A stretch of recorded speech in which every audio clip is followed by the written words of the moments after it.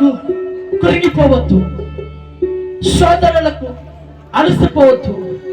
నా బ్రతుకు ఇంతే, నా జీవితం ఇంతే, ఇక నేను ఎంత ప్రార్థన చేసినా, ఇక నేను ఎన్ని ఉపవాసాలు ఉన్నా, ఇక నేను ఎన్నిసార్లు తిరిగినా, ఎంత ప్రయాసపడినా, ఎంత పరిచయం చేసినా వ్యర్థమైపోతుంది. ఏంటి ఈ బ్రతుకు అని నువ్వు అనుకోవద్దు, నువ్వు తలంచవద్దు. నువ్వు ఇంత ప్రార్థన చేసిన ఇంకా మార్పు రాలేదేమో, కానీ ఒక రోజు వస్తుంది. ఎదురు చూడు, శ్రమలకు నిలబడు.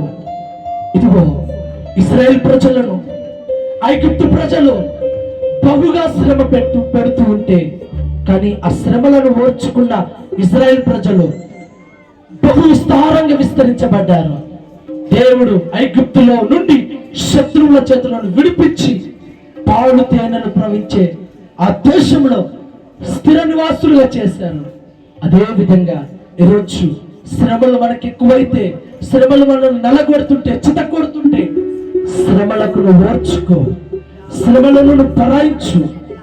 దాని ప్రతిఫలమే నీవు, నీ పిల్లలు, దేవుడు ఆస్తిపాస్తులు అన్ని కూడా విస్తరించబడతాయి, దీవించబడతారు, ఆశీర్వదించబడతారు, మంచి మేలుతో మిమ్మల్ని తృప్తిపరుస్తారు. చివరిగా నీ ప్రాణాలు భూమిని వదిలిపెట్టినప్పుడు దేవుడు నివసించి ఆ పరమ రాజ్యంలో నువ్వు ఉంటావు.